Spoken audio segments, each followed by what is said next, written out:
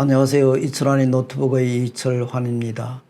오늘은 작은 나라 돌아보기라는 테마를 가지고 유럽 여행을 떠나가 보도록 하겠습니다. 보통은 작은 마을과 큰 도시들이 모여 하나의 나라를 이루지만 도시 속에 하나의 나라가 속해 있는 경우도 있습니다. 유럽에는 너무 작아서 지도에서 찾기조차 힘든 이런 나라들이 다수 있습니다. 이들은 대부분 과거에 작은 왕국이었거나 귀족들이 많이 살았던 곳입니다. 대표적으로 산마리노, 안도라, 리텐슈타인, 모나코, 몰타, 바티칸 등이 있습니다. 이들은 강대국들 명성에 가려져 잘 알려지지 않았지만 그들만의 독특한 매력으로 고유한 문화를 지켜온 국가들입니다. 이들 나라는 우표 판매나 관광 수입 등이 주요 재정 수입원이 되고 있습니다. 그러면 이제부터는 유럽의 주요 소국들을 찾아 떠나보도록 하겠습니다. 우선 세계에서 가장 작은 나라인 바티칸 시국부터 시작하겠습니다. 세계에서 가장 작은 나라는 로마에 있는 바티칸 시국입니다. 바티칸 시국은 전체 면적이 0.44 평방킬로미터이고 인구도 1천여 명 정도밖에 되지 않는 조그마한 나라입니다. 그러나 전 세계 어느 나라보다도 막강한 영향력을 지니고 있죠. 인류의 정신세계에 큰 영향을 미친 가톨릭 교회의 중심지이기 때문입니다. 동시에 르네상스의 예술혼이 살아있어 문학과 예술의 발전에 크게 기여하고 있는 나라이기도 합니다. 로마가 그리스도교를 탄압하던 시절 사도 베드로는 서기 64년에 순교를 했습니다. 이후 콘스탄티누스 대제가 그리스도교를 공인하면서 324년 베드로의 무덤 위에 초기의 성 베드로 성당이 건설된 것이 바티칸 시국의 뿌리가 되었습니다. 이후 바티칸 궁전을 비롯한 많은 건물들이 들어서기 시작했죠. 역사적으로 교황청의 힘이 강할 때면 바티칸 시국이 이탈리아를 지배했고 반대로 이탈리아의 힘이 막강할 때는 바티칸 시국이 이탈리아의 다스림을 받았습니다. 이런 관계가 명확히 정리된 것은 1929년 바티칸 시국을 교황이 다스리는 독립된 주권국으로 인정한 라테란 조약이 체결되면서부터입니다. 그러면 이제 다음은 세계 두 번째로 작은 나라인 모나코로 가보겠습니다. 바티칸에 이어 두 번째로 작은 나라는 모나코입니다. 1956년 4월 18일 전 세계의 이목은 아름다운 지중해에 위치한 자그마한 나라 모나코에 집중되어 있었습니다. 이날은 모나코의 왕 레니에 3세와 엄마가 여왕이던 그레이스 켈리의 화려한 결혼식이 거행되던 날이었기 때문입니다. 결혼식 행사는 무려 일주일 동안 이어졌죠.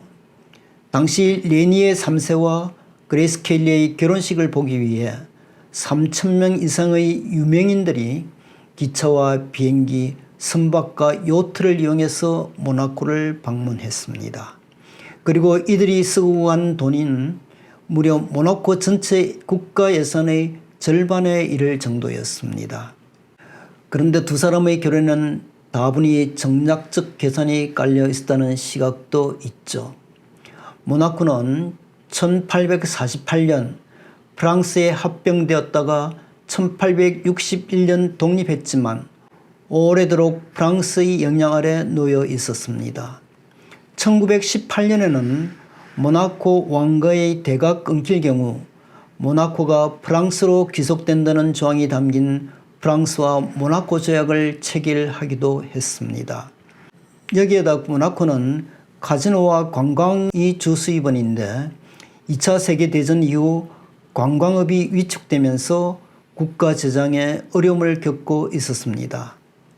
그래서 당시 최고의 인기 배우인 그레이스 켈리를 왕비로 맞아들여 관광산업도 살리고 후사 문제도 해결하려는 일석이조의 효과를 노렸던 것입니다. 당시 유명 배우인 오드리 헵번과 마릴린 monroe도 함께 왕비 후보로 물망에 올랐지만 최종적으로는 그레이스 켈리가 낙점되었다고 합니다. 모나코에서 사업을 벌이던 그리스의 선박왕 오나시스가 이러한 정략 결혼을 적극 권장했던 이야기도 있습니다. 모나코의 관광 수입이 붕하면 오나시스의 선박 사업 또한 커다란 수익을 취할 수 있었기 때문입니다. 이 세 개의 결혼식은 예상대로 세계적인 관심을 얻었죠. 그레이스 켈리는 결혼 후 자신의 유명세를 이용해서 모나코의 관광 산업을 발전시키는 데 지대한 역할을 했습니다. 관광 수입이 급증하면서 경제 또한 활발히 돌아갔습니다. 여기에 결정적으로 켈리는 캐롤라인 그리말디 공주, 그리고 알베르 왕자, 또 스테파니 공주를 낳으면서 후사 문제로 더 이상 프랑스의 위협을 받지 않는 당당한 나라로 만들었던 것입니다. 이제 산마리노 공화국과 리텐슈타인 공국을 향해 떠나가 보도록 하겠습니다. 모나코에 이어 유럽에서 세 번째로 작은 나라는 산마리노 공화국입니다. 국경이 이탈리아의 둘러싸여 있는 내륙국인 산마리노는 1862년 당시 왕국이었던 이탈리아와 우호협력 조약을 체결하여 이탈리아의 국토 내에서 독립된 공화국을 유지하기로 한 이래 오늘까지 이르고 있습니다.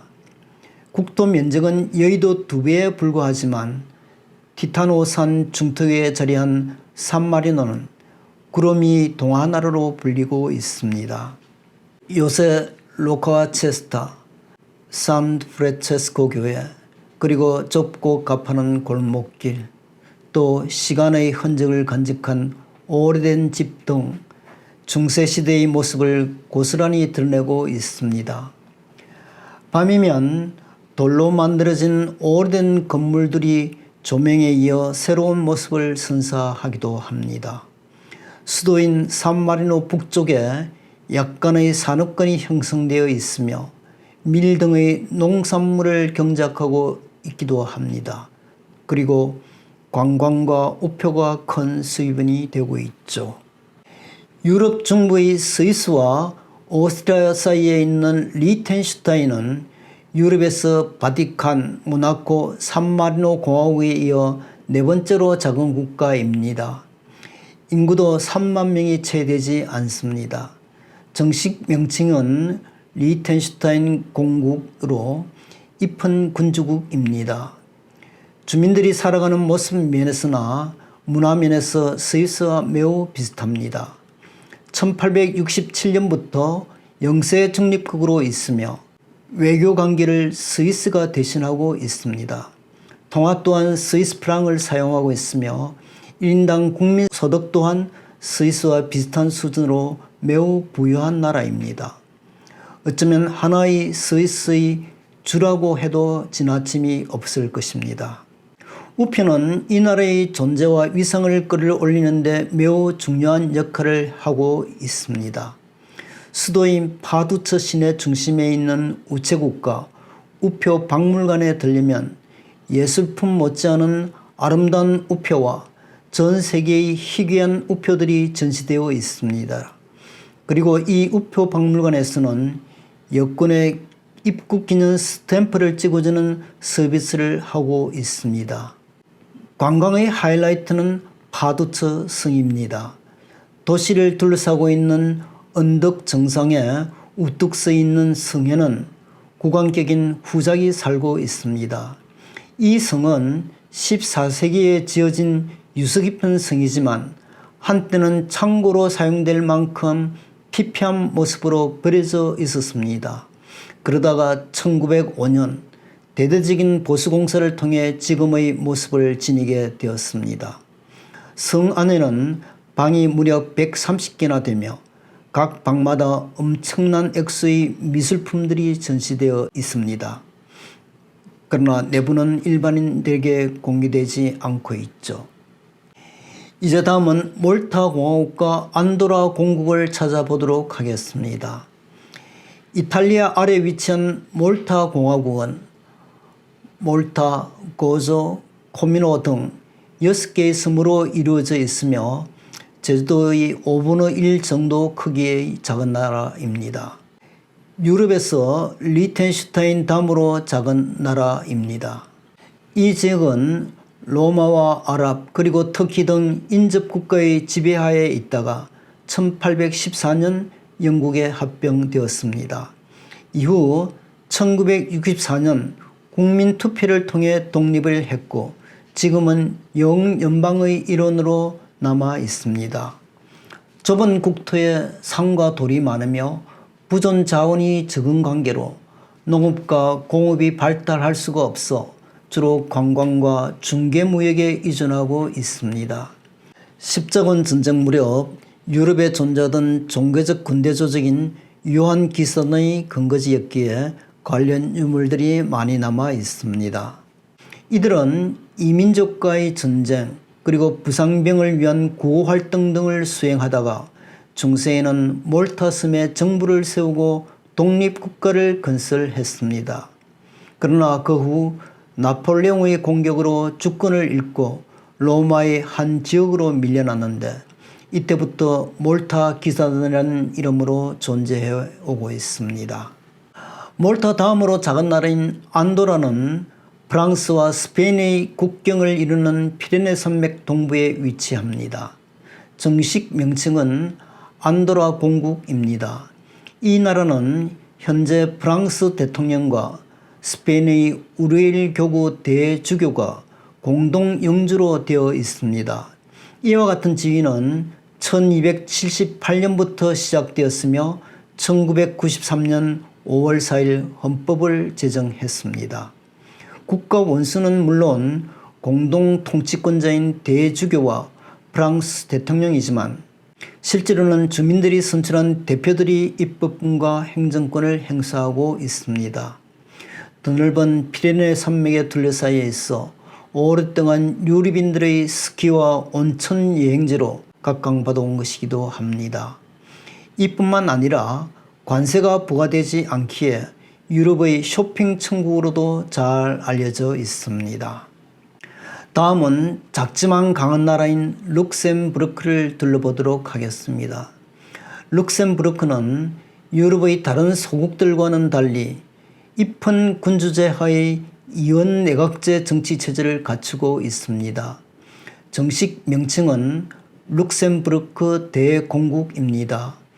독일과 프랑스, 벨기에와 네덜란드 등 강대국에 둘러싸인 관계로 항상 외세의 침략에 시달렸고 두 차례의 세계대전 때는 독일에 점령당하는 등 비운을 겪기도 했습니다. 오랜 세월 강대국의 통치 속에서도 고유한 그들만의 문화를 유지해 나폴레옹은 룩셈부르크를 유럽의 골동품이라고 불렀습니다. 1867년 영세 중립국이 되었지만 1948년 이를 포기하고 지금은 유럽연합과의 협력을 강화해 나오고 있습니다. 베네룩스 동맹을 통해 네덜란드와 벨기에와도 밀접한 관계를 맺고 있습니다. 도시 전체가 하나의 요새처럼 보이는 룩셈부르크는 1000년 역사를 지닌 회색빛 요새와 구시가지가 옛 모습 그대로 남아있고 보존 상태가 좋아 유네스코 세계문화유산으로 등재되어 있습니다.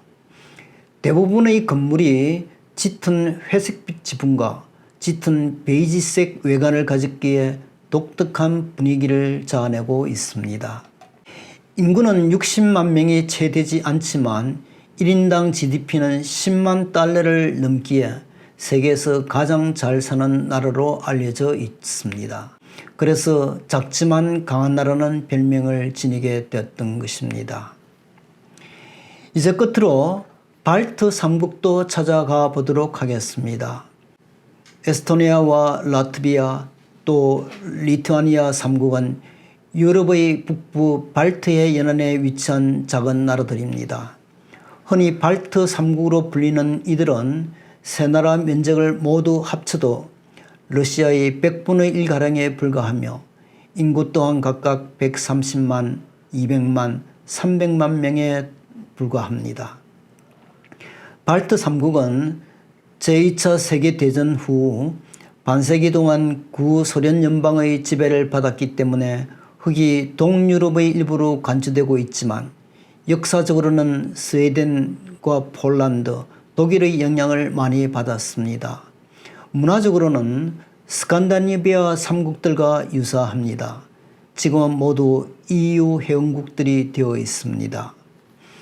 발트 3국 중에서도 가장 소국인 에스토니아는 핀란드와 가깝게 위치해 있어 다른 나라들에 비해 접근성이 좋은 편입니다.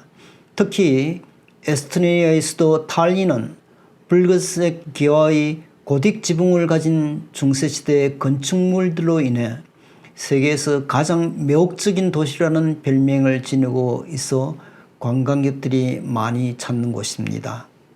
더욱이 크리스마스 때는 더 많은 사람들이 몰립니다. 유럽에서도 가장 아름답기로 정평이 나 있는 크리스마스 마켓이 들어서기 때문입니다. 이때면 중세의 모습을 그대로 간직한 올드타운 건물들과 크리스마스 조명들이 어우러지면서 몽환적인 크리스마스 분위기를 자아내고 있습니다. 지금까지 이철환의 노트북이었습니다. 감사합니다.